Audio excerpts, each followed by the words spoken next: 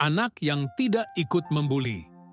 Pernahkah kamu melihat anak yang selalu sendirian di sekolah? Yang cara berbicaranya berbeda, pakaiannya sederhana, dan tanpa alasan yang jelas, selalu jadi bahan tertawaan. Awalnya hanya candaan kecil, tapi lama-lama jadi ejekan.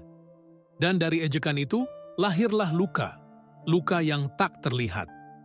Suatu hari, guru mereka berdiri di depan kelas dan berkata, "Anak-anak, kalian tahu, luka di tubuh bisa sembuh, tapi luka di hati kadang bertahun-tahun tak hilang."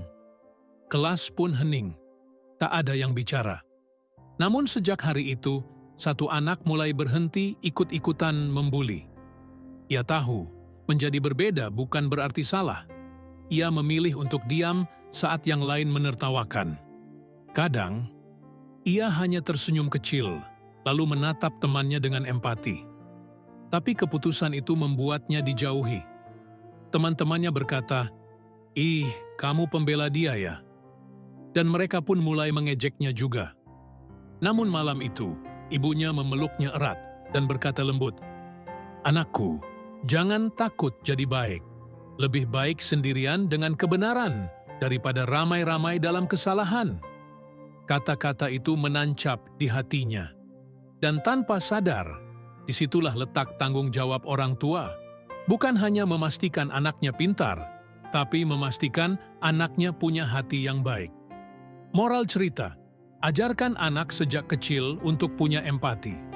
Ajarkan mereka untuk berani bilang cukup saat melihat orang lain direndahkan.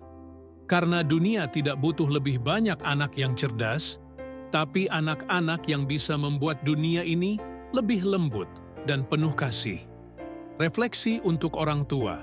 Tugas kita bukan hanya membesarkan anak yang sukses, tapi anak yang membuat orang lain merasa aman di sekitarnya. Karena Tuhan selalu dekat dengan hati yang berbelas kasih. Kalau kamu setuju anak-anak perlu belajar kasih, bukan kebencian, tulis di komentar. Aku mau jadi teladan kasih. Dan sebelum lanjut, jangan lupa follow dan subscribe Dosis Happy di Facebook, Instagram, TikTok, dan YouTube, agar lebih banyak keluarga diingatkan pentingnya membesarkan anak dengan kasih Kristus. Kalau kamu ingin terus dukung kami menghadirkan cerita seperti ini, boleh bantu lewat donasi kecilmu. Kirim pesan langsung aja ya.